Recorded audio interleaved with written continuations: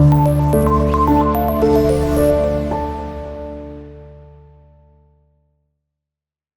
वालेकुम क्लास। आज हम लोग स्टार्ट करने लगे कंजक्शंस को। कंजक्शंस हमारा second last part of speech है।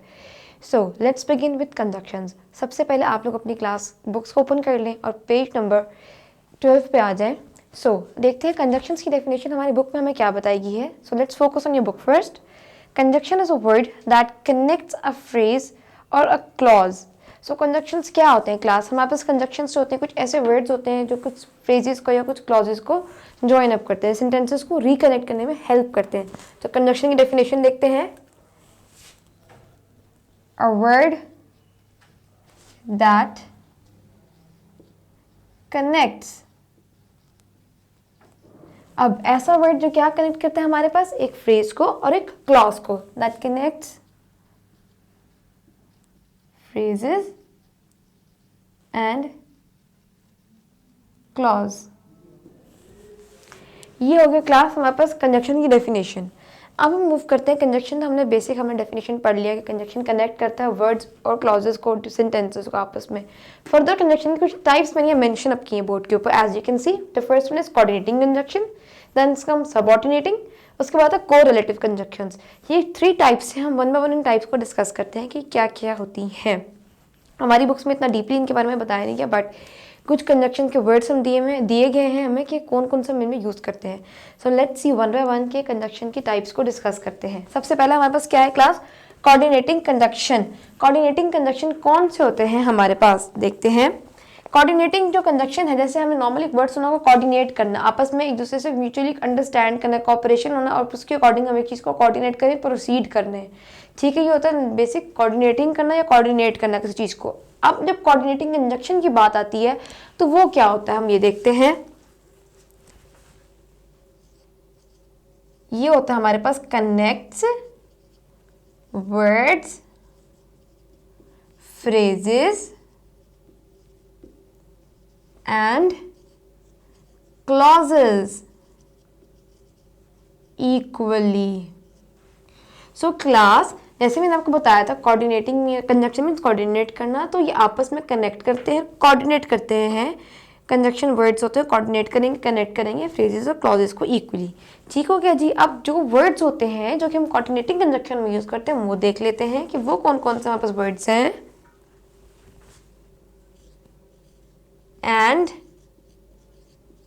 बट, और, नॉट, फॉर ETC। मैंने कुछ वर्ड्स यहाँ पे मेंशन कर दिए हैं जो कि हम कोऑर्डिनेटिंग कंजक्शन में यूज़ करते हैं। Furthermore are written in your books as well. You can focus towards your books for seeing the more words. अब हम बात करते हैं कि हम किसी भी एक वर्ड को यहाँ से यूज़ करते हैं और उसका एक सेंटेंस बनाते हैं। लेट्स सी कि हम इस वर्ड को किस तरह से यूज़ करते हैं अपने सेंटेंस में। I like reading books, but I also love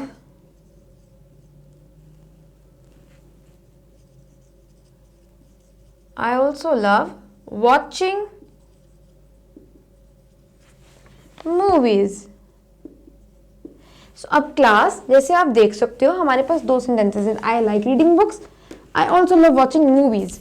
हमने इन 2 सेंटेंसेस को आपस में कनेक्ट करने के लिए, जॉइंट बनाने के लिए हमने यहाँ पे यूज किया था conjunction that is but. How beautifully but ने इन दोनों सेंटेंसेस को इक्वली एक दूसरे से कनेक्ट करवा दिया। Now let's move toward the second type that is subordinating conjunction. अब सबऑर्डिनेटिंग कंजक्शन क्या होता है? इसमें भी हमने ऑर्डिनेट करना है, कोऑर्डिनेट कर रहे हैं, बट सबऑर्डिनेटिंग कंजक्शन थोड़ा सा स्लाइटली डिफरेंस होगा। अब हम इसमें डिफरेंस चेक कर लेते हैं होता क्या। पहले हम इसकी डेफिनेशन देखते हैं।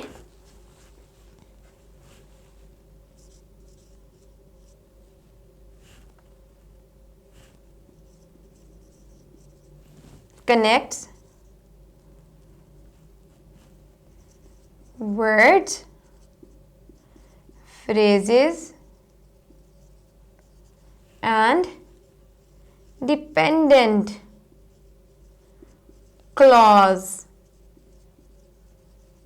equally। So class subordinating conjunction के अंदर हम लोग जो यूज़ कर रहे हैं होते हैं, हमने यहाँ पे यूज़ करता है सिंपल एक क्लॉज वर्ड को, यहाँ पे यूज़ करते हैं डिपेंडेंट क्लॉजेस को। हमारे पास क्लॉज में ना कुछ कैटेगरीज होती हैं, कुछ डिपेंडेंट होते हैं, कुछ इंडिपेंडेंट होते हैं, कुछ एडवर्बियल होते हैं, ठीक है, एडजेक्टिवल क्लॉजेज होते हैं, डिफरेंट टाइप ऑफ क्लॉजेज होते हैं। बट हम सिंपल क्लॉज की बात करते हैं यहाँ पे। हमने पहले यूज़ किया था सिंपल क्लॉज को, जब हम करते हैं सब ऑर्डिनेटिंग कंजंक्शन की बात, तो हम यहाँ पे जो यूज़ करेंगे type of clause that will be dependent clause that we will be using. इसमें सिर्फ ये डिफरेंस है कि हम यहाँ पे डिपेंडेंट क्लॉज को यूज़ करते हैं। अब सब ऑर्डिनेटिंग कंजंक्शन के लिए हम जो वर्ड्स यूज़ करते हैं वो कौन कौन से होते हैं? Let's see that words. Because, although, since, unless, while, etc. तो मैंने क्लास कुछ वर्ड्स यहाँ पे मेंशन अप कर दिए हैं। These type of words are use in the subordinating conjunction. अब हम रैंडमली इसमें से एक वर्ड पिकअप करते हैं और उसको अपने सेंटेंस में इनकॉर्पोरेट करते हैं। Let's see that how this conjunction will join the sentence. So now let's move towards the example.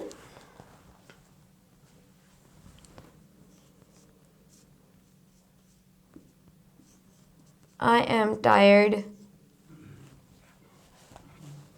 because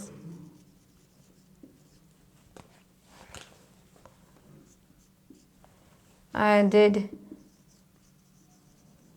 a lot of work yesterday. अब जैसे कि आप लोग देख सकते हो कि मैंने यहाँ पर सब ऑर्डिनेटिंग कंजक्शन को यूज़ किया था, दैट इज बिकॉज। ठीक है, आई एम टायर्ड, मैं थका हुआ हूँ, ये एक सेंटेंस था। I did a lot of work yesterday, it was a second sentence. अब हमने जब ये वर्ड यूज़ किया सब ऑर्डिनेटिंग कंजक्शन, इसने दोनों सेंटेंसेस को आपस में रिकनेक्ट करके एक जॉइंट बना दिया। Now let's move towards the correlative conjunction. Correlative conjunction में एक रिलेशनशिप बिल्डअप करना एक सेंटेंस का आपस में। सो कोरिलेटिव कंजक्शन में हमारे पास इस तरह से होंगे, हम ऐसे कंजक्शन यूज़ करते हैं जो एक रिलेशन बिल्ड करते हैं दो सेंटेंसेस में। अब हम इसकी डेफिनेशन को देखते हैं, क्लास क्या होती है।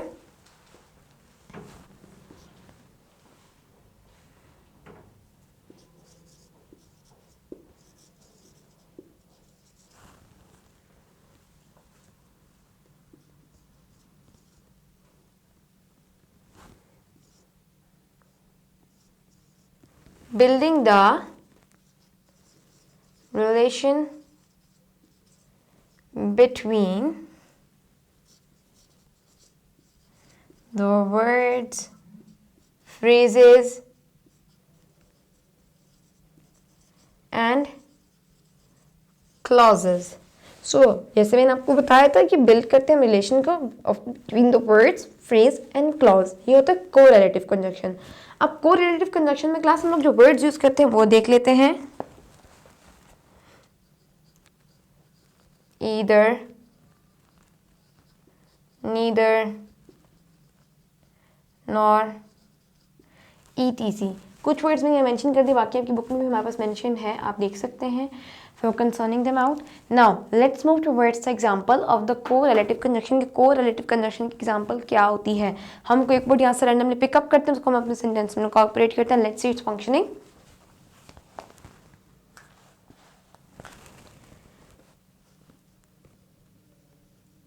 I will eat either a mango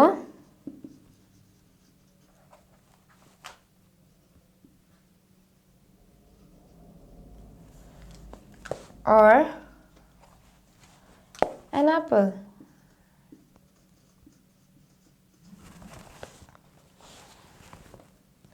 So class, जैसे कि आप लोग देख सकते हो that I will eat either a mango or an apple, इस सेंटेंस में मैंने क्या यूज़ की है? मैंने यहाँ पर दो टाइप्स ऑफ कंजक्शन यूज़ की हैं,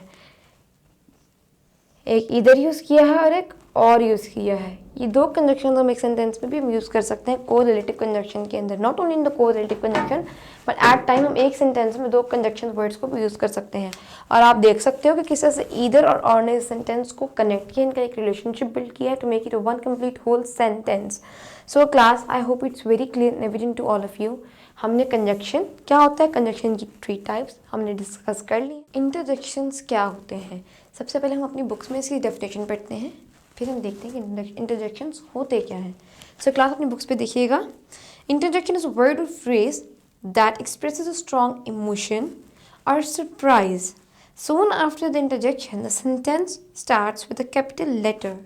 ठीक हो गया जी। तो इंटरजेक्शन क्लास हमारे पास क्या होते हैं? इंटरजेक्शन कुछ ऐसे वर्ड्स होते हैं, देखिएगा, words that expresses strong emotion.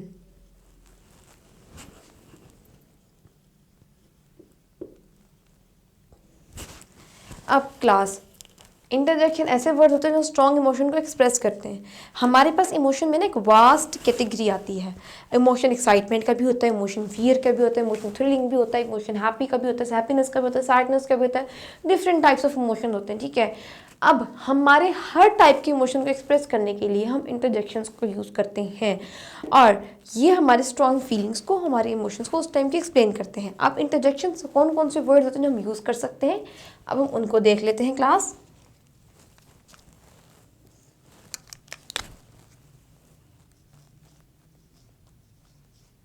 Wow, hooray, bravo, alas, fantastic,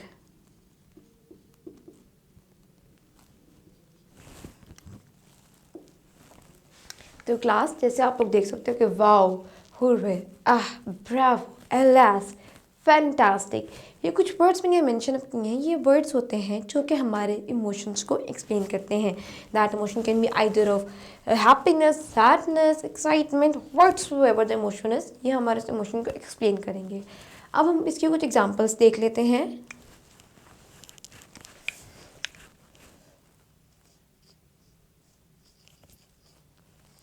Wow, that was an incredible match. So class जैसे कि आप लोग देख सकते हो, I have written wow, along with that मेरे पे एक चीज़ यूज़ की, that is called exclamation mark. Exclamation mark हम लोग क्यों यूज़ करते हैं? एक्सक्लेमेशन मार्क इसलिए यूज़ करते हैं कि हमारी स्ट्रॉन्ग इमोशन इसको एक्सप्रेस करने में भी हेल्प आउट करता है। सो जब भी हम इंटरजेक्शन का यूज़ करेंगे, it is a very important rule to remember, हमने उसका एक्सक्लेमेशन मार्क लाजमी यूज़ करना है। And after that exclamation mark, the first letter of any type of word, कोई भी हो, चाहे वो प्रॉपर नाउन हो, कॉमन नाउन हो, कुछ भी वर्ड हो, चाहे वो क्वेश्चन वर्ड हो, वो कैपिटल ही होगा। जैसे मैंने यहाँ पे दैट का टी कैपिटल रखा है। सो ये छोटी छोटी चीज़ें माइंड में रखिएगा कि फर्स्ट लेटर कैपिटल होगा after exclamation mark. So wow, that was an incredible match, ये यहाँ पे एक क्या बता रहा है, फीलिंग ऑफ हैप्पीनेस को, एक उस चीज़ को कि यार बहुत अच्छा मैच रहा। ठीक हो गया।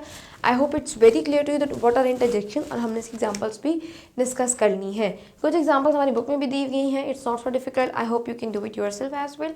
बाकी जो वर्ड्स हम यूज़ करते हैं इंटरजेक्शन में, जो बेसिक रूल है, मैंने आपको बड़ी खूबसूरती से क्लैरिफाई कर दिया है। So let's move towards next question.